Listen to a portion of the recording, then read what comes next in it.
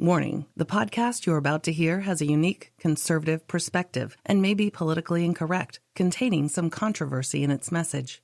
This episode may speak out against liberalism, socialism, the dark state, and religious organizations. It is possible that evil in politics, education, law, society, and religion will be discussed and exposed. However, we believe this podcast adds truth and value to a mature, disenfranchised audience who may be tired of apostate religions and wicked world systems. Listeners who are easily offended, overly sensitive, or have progressive leanings sympathetic to the topics we expose should be forewarned not to listen any further. We thank both those who choose to listen as well as those who choose not to listen. You've been warned. And now, let us get on with the show.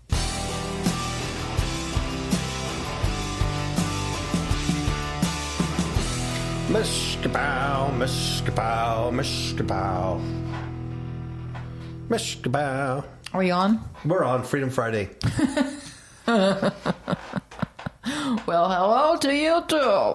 Today's date is December 22nd, 2017. Cool. I never said it was like a pro show or anything. I mean, you know what I mean? You know what I mean? You got to keep it light. Keep it light and fluffy. Because you yell all the time. Yell all the time. I yell. Mm-hmm. I know. Hey, I got a Facebook eyeball staring at me. I hate that. I hate that Facebook eyeball. Mm-hmm. In fact, we're going to talk about Facebook, and it wants your face. It wants to Facebook your face. Don't let it. Don't let it. And we're going to tell you why. All right? And then there's a federal ban on making... Well, I'm sorry. The federal ban is lifted on making lethal viruses. Ooh. Yeah. It's lifted. Yee. What could go wrong? Yeah. On the same vein, we're not going to talk about this. I'll just mention this. The FDA is cracking down on holistic treatments. Yeah. Oh, yeah. No longer are you going to be able to take lemon and honey to clear a sore throat, because they're going to investigate that and crack down. But a ban on creating lethal viruses is lifted. Wow. There was a woman, Ms. Kapow, and she had a baby, but the baby's from a embryo that's 24 years old. Yeah. This is creepy. The baby's creepy. And then I'm sorry. I looked at that baby and it was like... I know. It looks Damien. like, it does look like a black-eyed kid. Yeah. And I hate to be mean, but, you know, because it's somebody's kid now, but... Creepy. Come on, folks. Anyway, human and robots to have children. It's going to be a beautiful thing. Mm-hmm. And then we're going to talk about, well, you know, I'm going to save this for last. I'm not going to tell you this next one. I'm just going to say has something to do with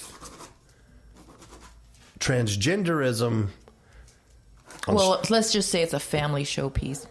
It is a family showpiece. You're going to love this one, but I'm going to save that. Just in time for the holidays. Mm-hmm. Merry transgenderism! So do you have a scripture from the truth before we start talking about, you know, the fake news? What's fake? You know, it's more like it's phony. It's like it's not real news, because real news is like, you know, the police did this. There was a fire here. They rescued a cat from a tree. That's news. This is like... This is lies. This is like lies and entertainment to keep you distracted. It's phony news. It's really goofy. Okay, the first scripture I have is from Micah 2:1. It says, "Woe to them that devise iniquity and work evil upon their beds. When the morning is light, they practice it, because it is in the power of their hand."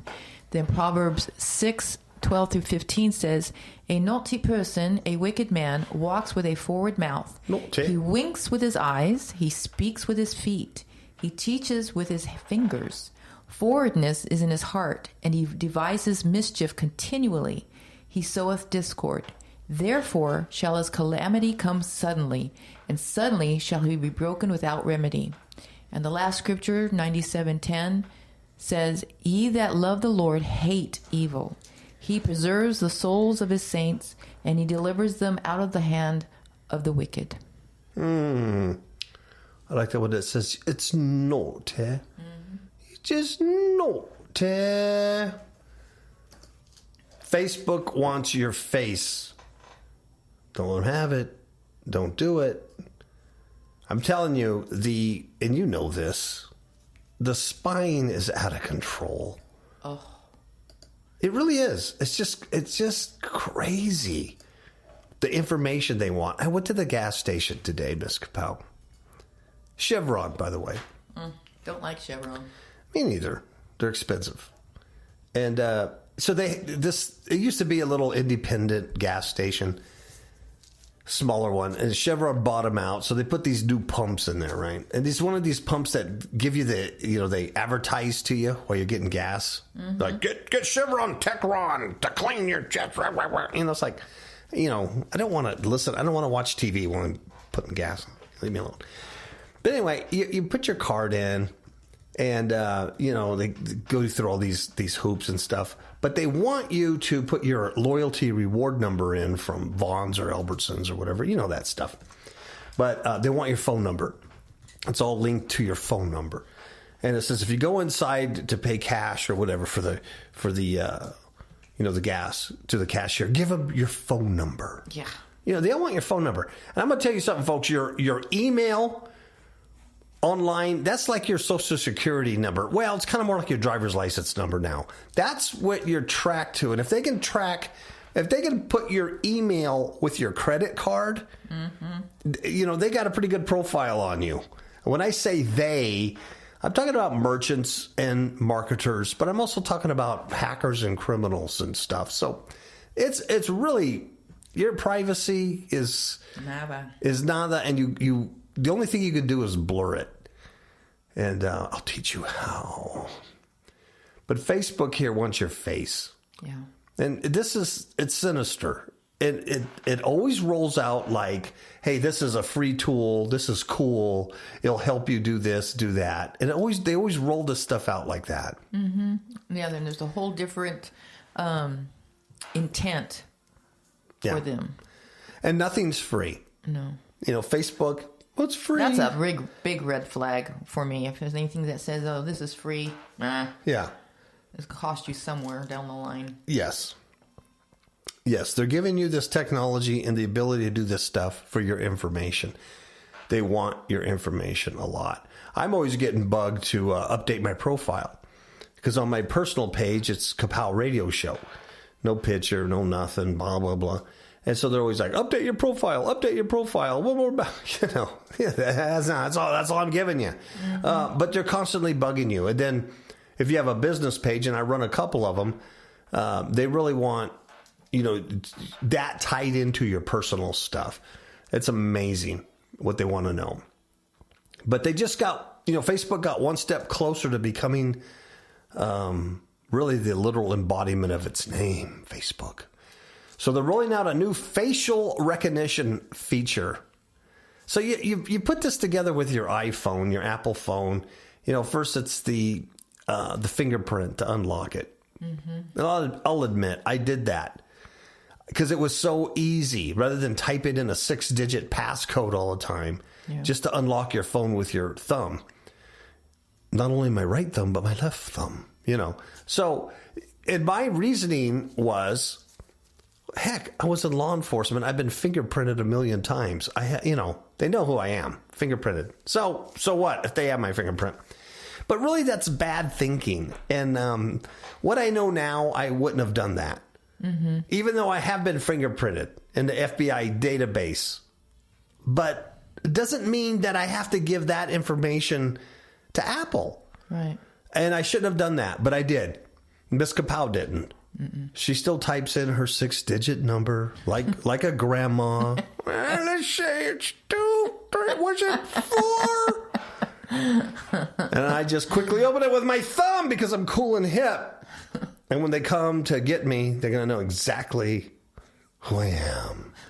And then I was so annoyed because I've been doing this whole blur thing and getting rid of online stuff. And I found out there's stuff on me on Ancestry.com because years ago I signed up to that because I had an uncle who's now died, but he was really big on tracing family trees and all that stuff. But bigger weirder than heck, man. You know, there's a picture of me. You know, they had my education. They had all kinds of stuff, you know. They had the 12 women I'd been married to in the past. I thought there was only 18. No, only 12. The other ones were just girlfriends. Nothing legal, you know. They had the fact that I used to be a woman and now I'm a man. And then I self-identify as a turtle. Oh, they have it all, don't they? Yeah, they had it all. But it was amazing. You go to Ancestry.com, you know, and the first thing they do is join up for DNA. DNA.com. Get your DNA kit. They want your DNA. Oh, it's, you know, hey, the company's just trying to track down family members and, you know, from Ireland or whatever you're from. But, you know, these companies, they gather all this stuff and then there's a back door. You know, these and governments. they've been gathering that DNA for a long time. Yeah, you know, I certainly wouldn't do it. And I've made some mistakes. I haven't made a lot of mistakes, right, Ms. Kpa? That's right. But I've made some mistakes in the past by giving information away that I wouldn't have done today had I known or thought. But back in 2013, 2014, when my uncle's putting together family trees, I didn't think about it. Sure. You know? Anyway, what the hoot? But they get it from different ways anyway. You know, when you go to the doctors and you give all that blood. Yeah, where does that go? You know what I mean? Because I always wondered, well, how come they have to have so much blood? Well, you know, they sell it off. They do. They sell it to the vampires. Yeah. I don't know if that's true, but it sounded good. Anyway, Facebook has a facial recognition feature. Once you agree, now you have to agree to let Facebook use your face, your data on your face. Once you do that, check it out. You gain access to new tools. Yeah. That we don't get. Us unfaced people don't get these new tools. And Facebook says these new tools will help protect your privacy and block catfishing attempts. Wow. So you're going to give them permission to use your mug and analyze your face for facial recognition. And in turn, they're going to give you tools that'll protect your privacy and block catfishing. Well, how about this? How about if I just don't give you my mug and that really protects my privacy? Yep. They want your face. And somebody is going to backdoor that. Either merchants, companies, the government. We live in East Germany. You know that. It's a Stasi state. They're tracking everything we do. And most of them are merchants, and it's annoying enough. I can't tell you how many phone calls I get every day, spam. Because I've had the same cell number for years. And I get spam. Every day I probably get half a dozen numbers. And I go block, block, delete, block, block. But they're robocalls. And I'm on the national do not call list. Yeah. That does a lot of good. Look how good that did you. Yeah.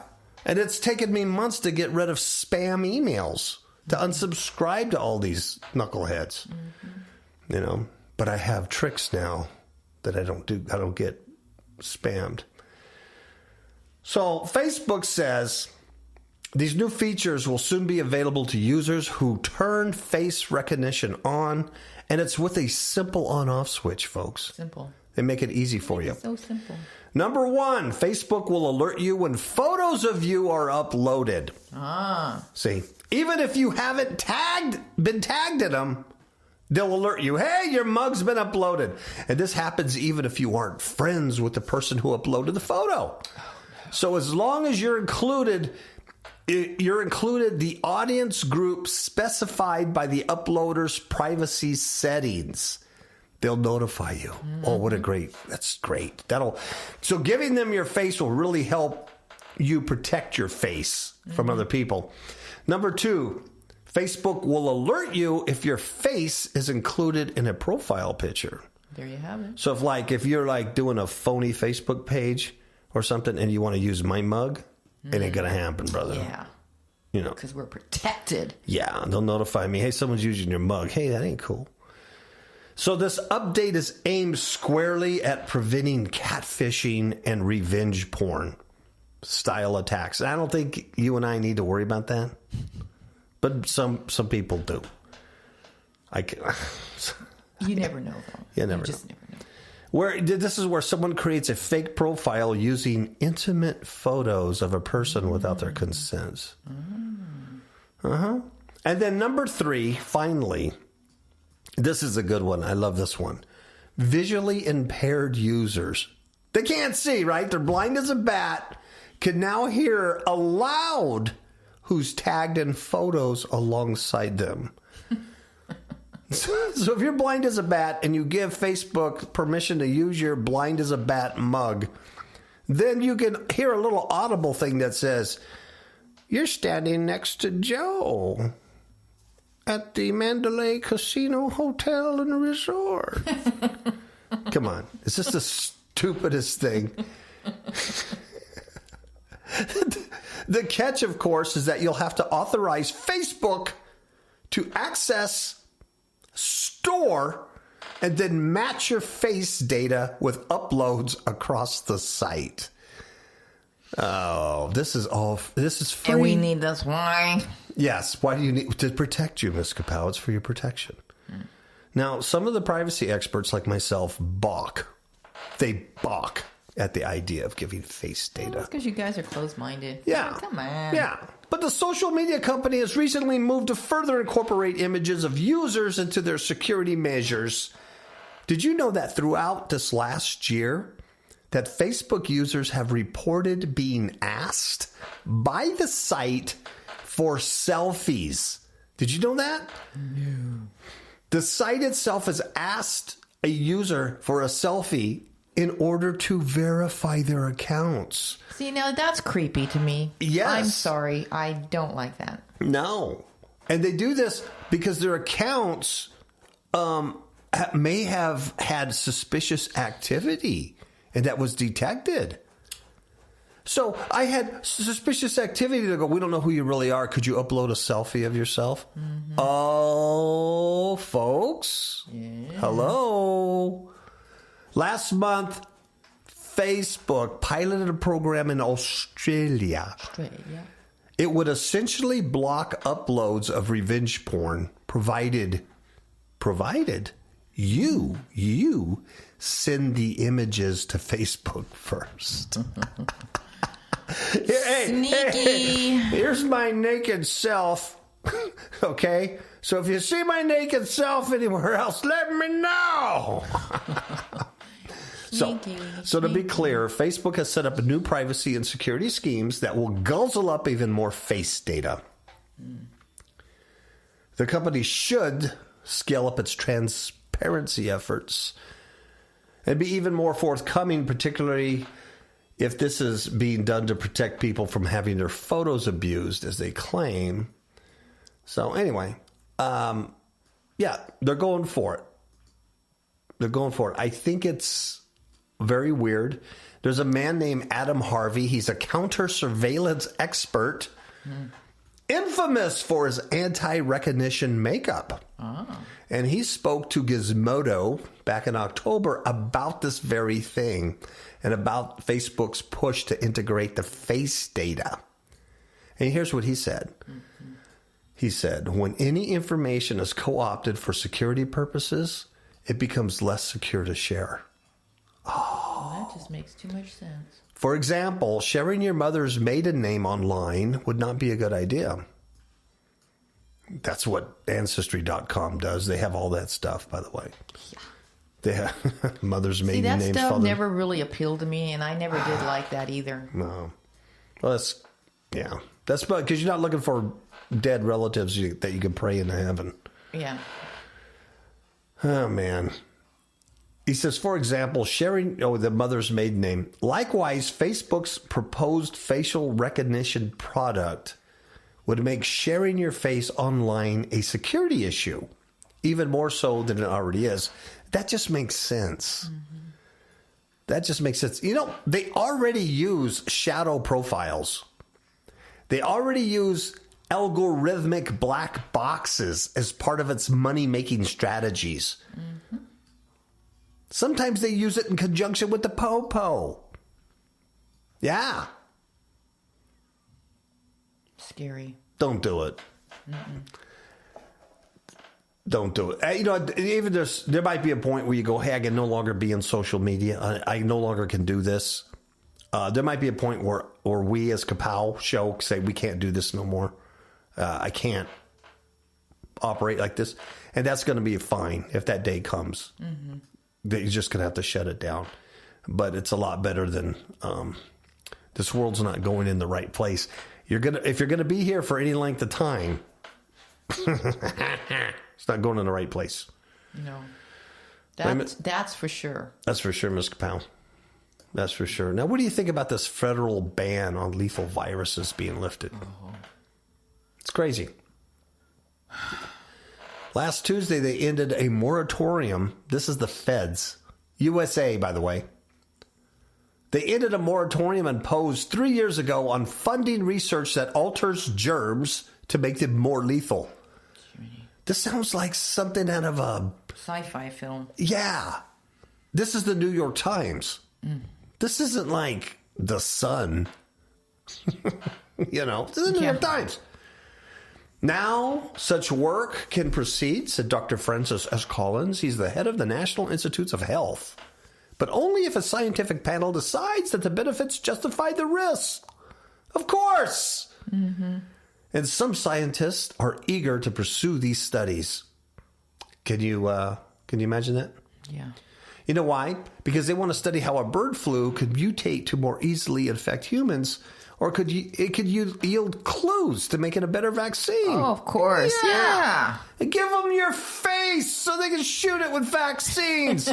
Give them your face. But the critics say, no. A monster germ could escape and kill people. But the government panel said, come on. We'll require that researchers show that their studies in the area are, in fact, scientifically sound. Of course. And these are responsible people. Exactly. And also, they'll be done in a high-security lab. Yeah. Okay, Don't worry. Nothing to see here, folks. Keep on moving. They're going to have a rigorous policy. It's going to be okay. Give them your face. Yes. But the regulations apply to any pathogen that could potentially cause a pandemic. Mm-hmm. For example, they would apply to a request to create an Ebola virus transmissible through the air. Wow. But it can't escape. It's a secure lab. How many times I got to tell you? And they have policies, in fact. And none of these people are crazy. No. There's no crazy people in the world. Mm-mm. Yeah. Anyway, so the good news is the ban's been lifted. So this is what we can expect in the coming years now. As if like they don't do that already. Yeah. Yeah. But now only that they don't have to hide. Yeah, they don't have to hide. Now and they can get funding. Yeah. See, they couldn't get funding before. Oh, this story goes on. It has a lot of bad examples of what happened. Mm. Yeah. Yeah. Wow. I know. It's sickening. Well, you know what? I, for one, choose to trust the scientists. I think they have our best interest in mind. Oh, yeah. Where have I heard that one before? You heard that on a commercial that said, get that's a what I'm saying. I know. Hey, Vinny, I think the scientists have our best interest in mind. Mm-hmm. Need a clue? Get at the app. Yeah, we have an app for that. Kapow Radio Show app. Get a clue. Get a clue. Shall we keep going or should we take a commercial break? Oh, take a commercial break. Okay, we'll be right back. Hello, Kapow Radio Show listener. You came here to get assistance, knowledge, or perhaps to be part of a unique community that exposes evil.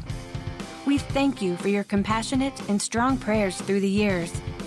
Since 2011, we have had over 370,000 listens to over 1,000 episodes of free Bible teaching and spiritual commentary. However, we are experiencing rising production costs within our podcast hosting platforms, free apps, online advertising, website hosting, and aging equipment. We continue to finance the cost, in order to bring a unique biblical message to the listener free of charge. You can share in that work while expanding the message to new global audiences. Would you consider a small donation?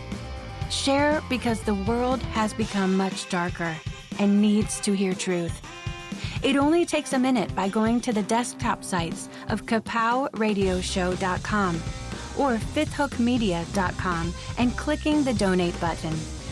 We thank you in advance for any small amount that is placed upon your heart and for joining us in the kingdom against powers of wickedness. Back on, Miss Kapow. All right, Gene. And I refuse to make fun of myself. I refuse. How about this baby? Now, I don't want to talk mean about somebody's child. But the kid looks odd. Doesn't it? I don't like it. It looks like an old man in a baby face. It's just, but it has these pitch black. Oh, God, you know what? Someone's going to say, man, you are mean. That has nothing to do with anything. You're a twig. I just made that up. Mm-hmm, mm-hmm. This is from CBS Baltimore. There's a woman. She's 26 years old.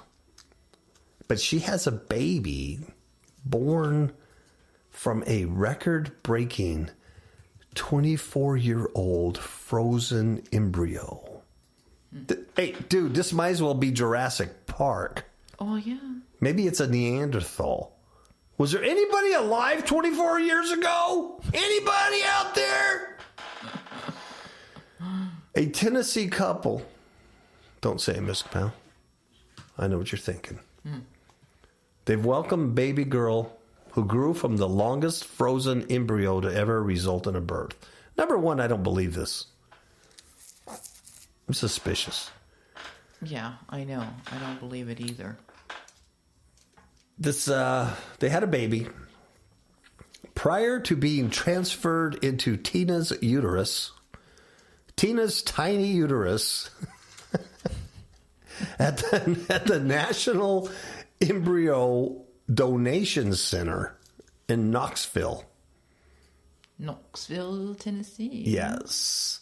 Prior to this happening, the embryo Emma grew from has been, this is something to be proud of, cryopreserved for more than 24 years. Now, here's my question, Ms. Kapow. Maybe you can answer this. How did this lucky couple get to choose a 24-year-old embryo from a person 24 years ago?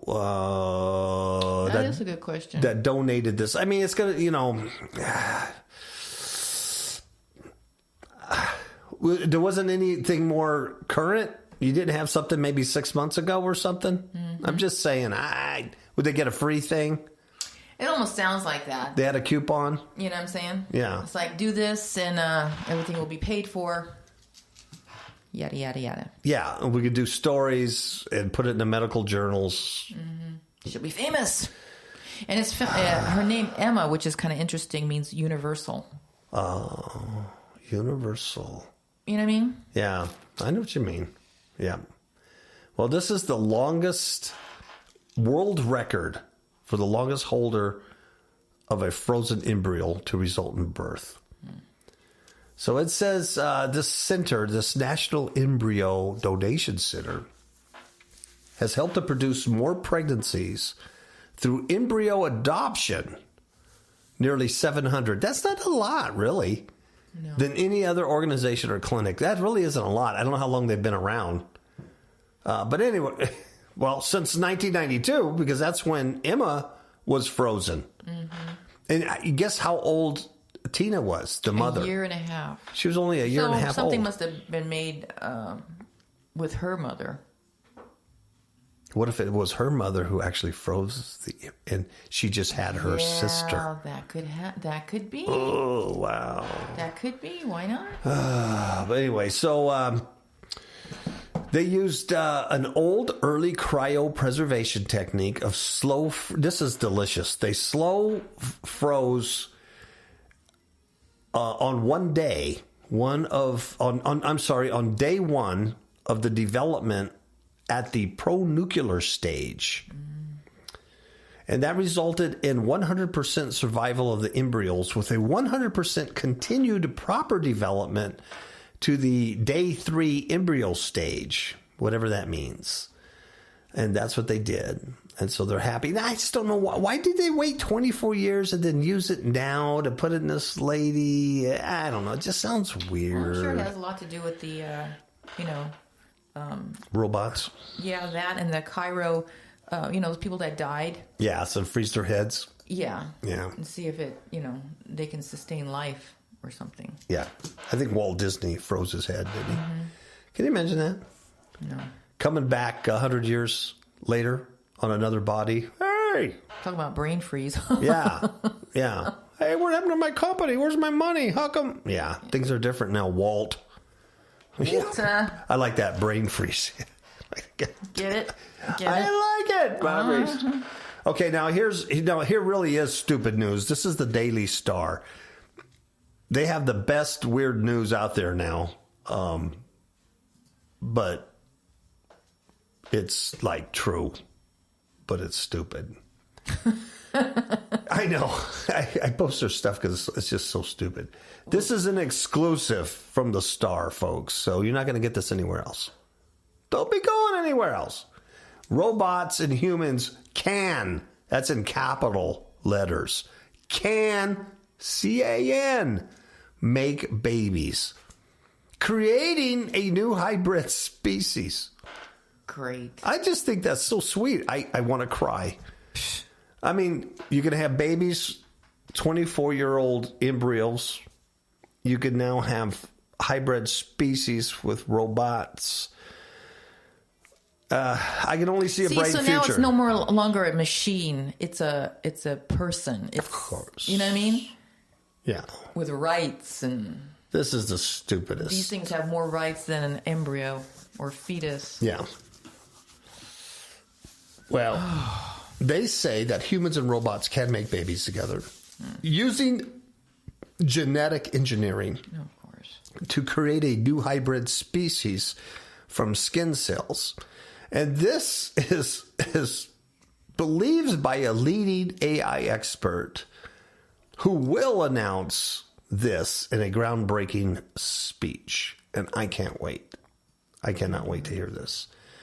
Dr. David Levy.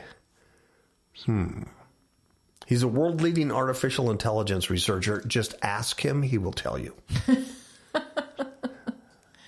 And he's going to explain to you, Ms. Kapow, how the genetic information of cells can be manipulated to create a baby with human and robot DNA. Okay, stop.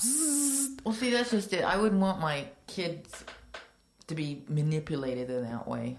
Yeah. Well, robots don't have DNA.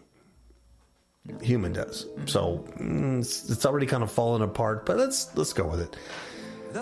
In his keynote speech at the third, now this is the third, not the first, not the second, not the last. This is the third International Congress on Love and Sex with Robots.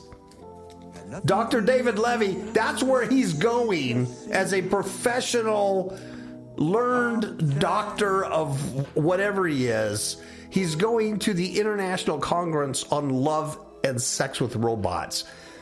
What kind of kook do you think this moron is? He's a pervert. How did we miss the first and second International Congress, Ms. Kapow? I don't know. Where was I? You're screaming about something else. I missed the Love and Sex with Robots? Yep. I could have learned so much.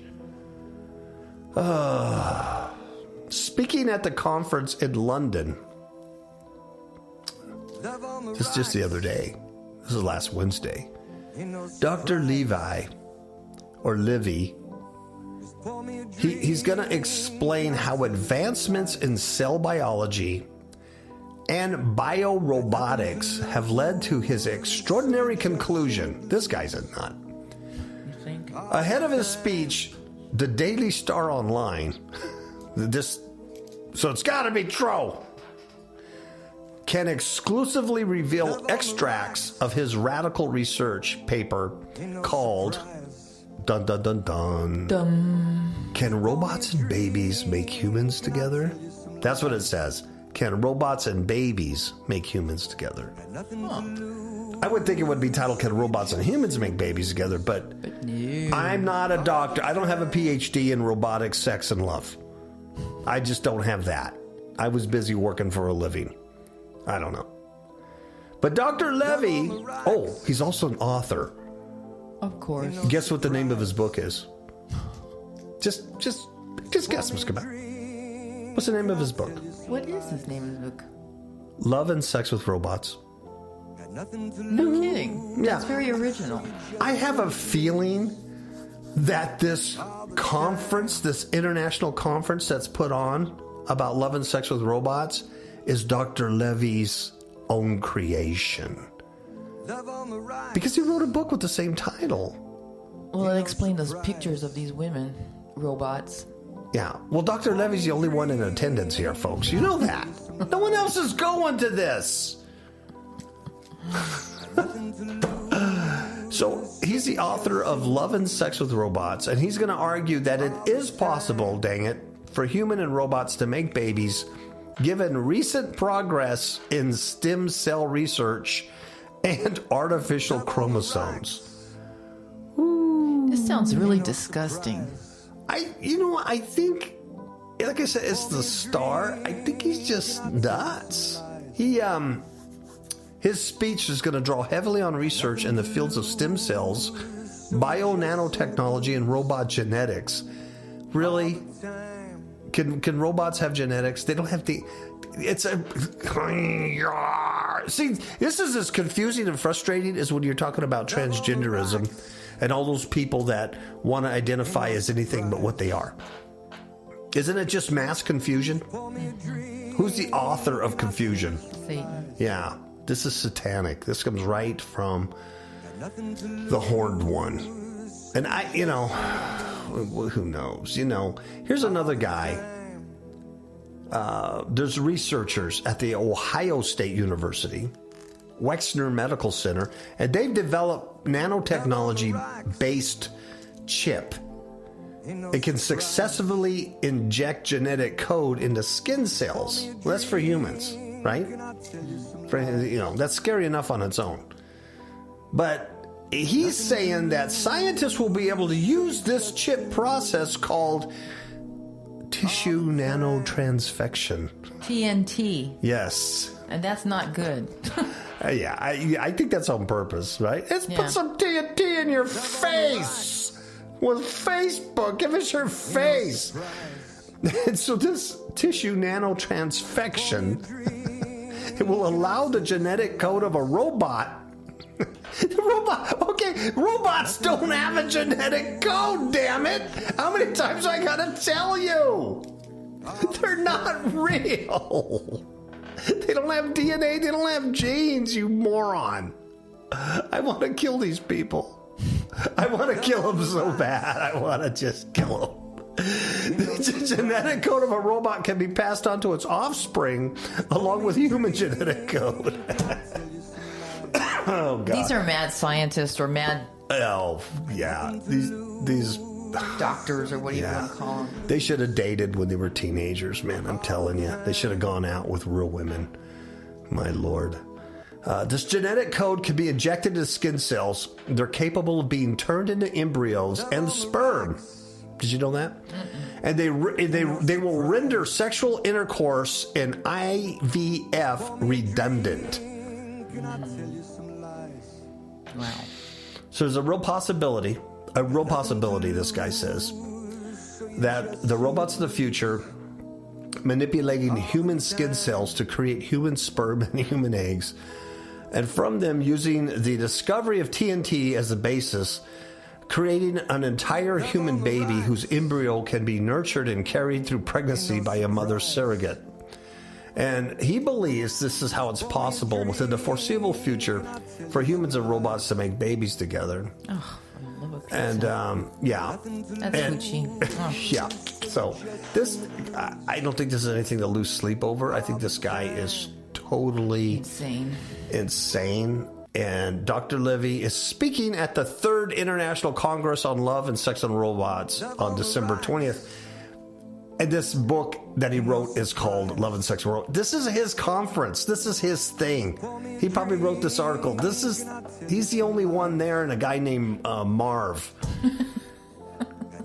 Some homeless guy named Marv who thinks this is a great idea. And he gets free coffee. Ms. Kapow. Down here on the story, it says, since the dawn of humanity, Dr. Levy will say sexual intercourse between a man and woman was universally accepted as the only method by which a child could be conceived and born. But that changed in July of 1979 when Louise Brown, the world's first test tube baby, was born after conception by an in vitro fertilization, commonly known as IVF. And with the advent of IVF, science rewrote the conception rulebook and provided the impetus for researchers to investigate possible alternative means of human reproduction. Boy, you know, all these transgender women who want to be men and men who want to be women and gays and lesbians and all stuff, they're going to love this stuff. You know, let's have babies with a gay robot. I don't know. It just all goes back to whatever the Creator God created. Let's just try to undo that. Let's unravel that. Because the miracle of birth, the miracle of... Wasn't good enough. Yeah. It's amazing. The miracle of a pregnancy, of any animal, is just incredible. An amazing thing. That a reproduction of this... Yeah, but see, the thing is, what they did is they made a lot of women infertile, right? Mm-hmm. And so now there's this need. And lo and behold, why should you not have children? Yeah. So we have a way of getting you pregnant. And this is where it is. But you know what I don't like? The biggest thing I have a problem with is I think they're being mean to the female robots, to the sex bots. How's that? Well, what if the sex bots don't want to have babies? What if the sex bot just wants to do math? Well, that's insane. Well, I should go on the star then with my theory. You want to hear something else crazy? Mm-hmm. An entire family turns transgender. Yeah, see? Keep it in the family. Why not? Must be in the Walter. An entire family. See, now, how is that? Because they're mentally insane. Oh, look at this. They're in Arizona. Right across the street. Right here in Arizona. My Lord. Okay. And this is from CNS News, and they're totally politically incorrect because they call a man, a woman, a son, and a daughter. You can't use those terms. No. Though they are theys, or theirs or theys, right? Oh, I'm sorry, identify as a they. But that only happens to humans because they do have gender specifics when it comes to robots. I know. And then when you look at the picture of the sex robots, they're all females. Mm-hmm. Yeah. Named Sophia. Mm-hmm. And this little Emma baby is a female, too. Have you noticed that? Yeah. Yeah. And you're right. The whole politically nonsense, it only applies to... humans. To humans. Yeah. If you're a robot or a thing or a machine, you could be called a she or a he. It's cool. Instead of identifying as a freaking computer. Mm-hmm. Well, this family, the father is identified as a woman. His fiancée, the mother-to-be, identifies as a man. Oh, I guess he picked the wrong one, right? And the son considers himself a girl, and of course, the daughter thinks she's actually a boy. So an entire transgender family, all under one roof. Daniel Harriet Harriet was born a woman, while his fiancée, Shirley Austin, was born a man. And both have previously been married. Then there's the 11-year-old Mason and 13-year-old Joshua, who have switched sexes. And the whole family is in transition. Yeah. Shirley taught Daniel how to use a chainsaw. And Daniel taught Shirley to memorize all the stones in her engagement ring in case another woman asks. And Daniel does the yard work, and Shirley does the cooking. And Daniel says that they are actually very traditional people who really see each other. I like the very last sentence. Oh, yeah. And the gender status of the couple, two dogs, did not report. They got two dogs. Oh, my goodness. And we don't know if they're male or female, or they switched, or what. Doesn't matter. It does, Mr. Powell. This is crazy. Can you imagine? Can you imagine living next to these cuckoo birds? No. Ah, come on. Who are they hurting? Who are they hurting? They're not hurting anybody. Leave them alone. Well, they're hurting society. They're hurting culture. Yeah. They're hurting the human race. Mm-hmm. Yeah, they do hurt. This is not normal. This is weird. Yeah, these things have ramifications. Yeah. You talk about fake. That's a fake family. Nothing's real. Mm-hmm. Oh my Lord. And that's what came to me. Remember, a couple of months ago. Yeah. Everything is not real. Nothing is real. Nothing's real, and it just gets worse and worse and stupider and stupider and stupider, doesn't it? It really does. It certainly does. So, yeah, fake news, but it's more like phony news. Mm-hmm. There really is real news out there, but you're not really hearing it. You're just hearing this. This is almost like the Inquirer now. The whole world's just turned into this demon-possessed gossip column. You know, exactly. It's just stupid. Crazy. Anyway, what else, Ms. Powell? I think that's it. That's it? Those are our headlines for today. I don't feel like I really offended anybody out there. I beg to differ. Really? You think I got that out? I think you did. Okay, cool. All right, cool. All right, cool. Okay. All right. Well, then if you give them a chow, I'm going to leave. Ciao, babies.